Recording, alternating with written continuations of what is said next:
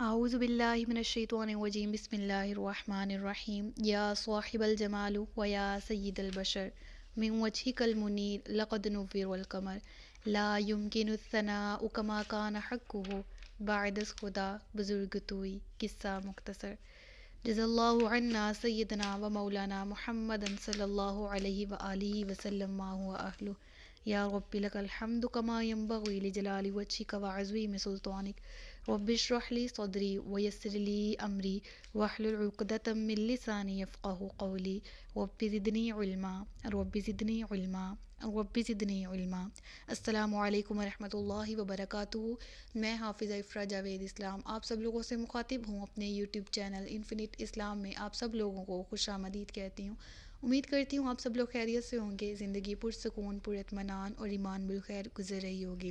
سورۃ البقرہ اردو ترجمہ اور تفسیر، اس کی آیت نمبر 271 تک یعنی 271 تک ہم گزشتہ اسباق میں پڑھ چکے۔ آج کے سبق میں ہم سورۃ البقرہ کی آیت نمبر 272 سے باقاعدہ آغاز کریں گے، جس میں اللہ رب العزت ارشاد فرما رہا ہے، لوگوں کو ہدایت دے دینا تم پر لازم نہیں، ہاں اللہ جسے چاہتا ہے ہدایت دے دیتا ہے، اور تم جو اچھی چیز خرچ کرو تو وہ تمہارے لیے ہی فائدہ مند ہے، اور تم اللہ کی خوشنودی چاہنے کے لیے ہی خرچ کرو، اور جو مال تم خرچ کرو گے وہ تمہیں پورا پورا دیا جائے گا، اور تم پر کوئی زیادتی نہیں کی جائے گی۔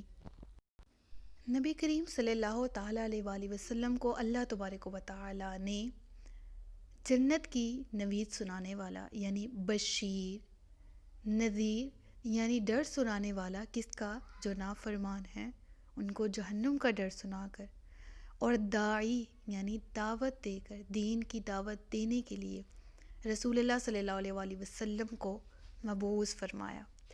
آپ صلی اللہ علیہ وآلہ وسلم کا کام لوگوں کو اللہ تبارک و تعالیٰ کے راستے کی طرف ہدایت دینا ہے۔ یاد رہے کہ نبی پاک صلی اللہ علیہ وآلہ وسلم نبی، ان کا ایک صفاتی نام ہادی بھی ہے۔ ہادی ہدایت دینے والے کو کہا جاتا ہے۔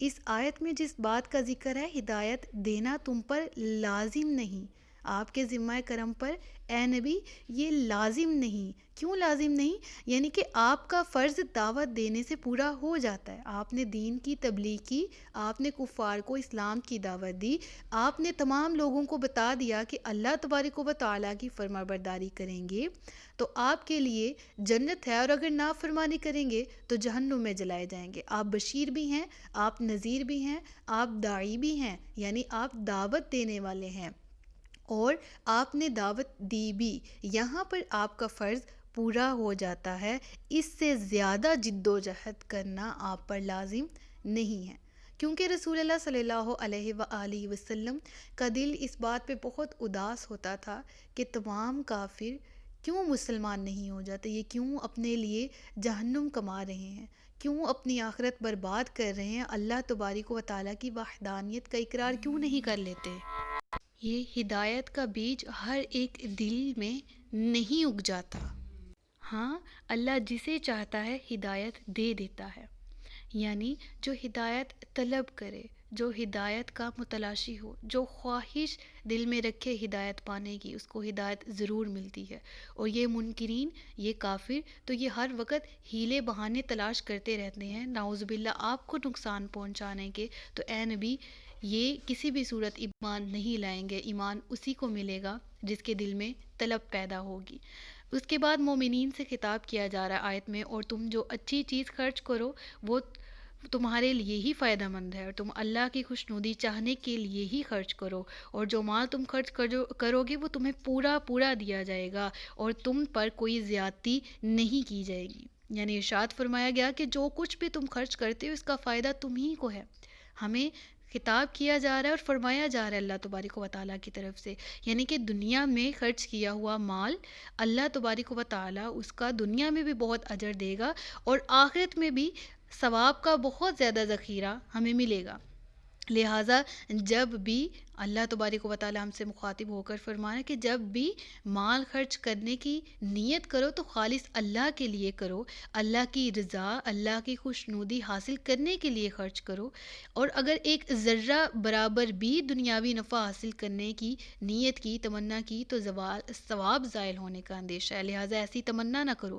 اخلاص کے ساتھ کیے گئے ایک بھی عمل کیا، اور اگر اخلاص کے ساتھ کیا تو اس کا ایک ذرہ برابر بھی اجر ضائع نہیں ہوگا، بلکہ اللہ تبارک و تعالیٰ کی بارگاہ سے اس کا برابر صلہ ضرور دیا جائے گا، اور اللہ اپنے فضل الہی سے، اپنے فضل سے وہ بے شمار بڑھا کر دگنا اور لا تعداد اور وسیع کر کے، جیسا کہ گزشتہ آیات میں ہم پڑھ کے بھی آ چکے کہ 700 گنا سے لے کر جتنا وہ چاہے اپنی رحمت سے اس کو وسیع کر دے، وہ اجر اور ثواب عطا کرتا ہے۔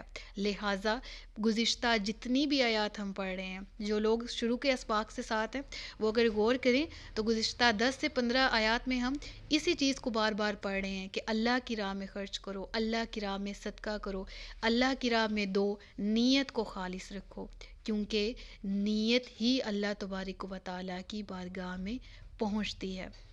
جو دنیا کے لیے کرے گا اس کو دنیا میں مل جائے گا، آخرت میں کوئی حصہ نہیں، اور جو اللہ کی رضا کا طلبگار بنے گا اللہ اسے دنیا میں بھی عزتیں عطا کرے گا، آخرت میں بھی اس کو عزتیں عطا کرے گا، اپنی بارگاہ میں بھی اس کو عزت سے شرف یاب کرے گا۔ اللہ تعالی ہم سب کو دنیاوی اور اخروی عزتیں عطا فرمائے، اور ہم سب کو دین کی پیروی کی توفیق عطا فرمائے۔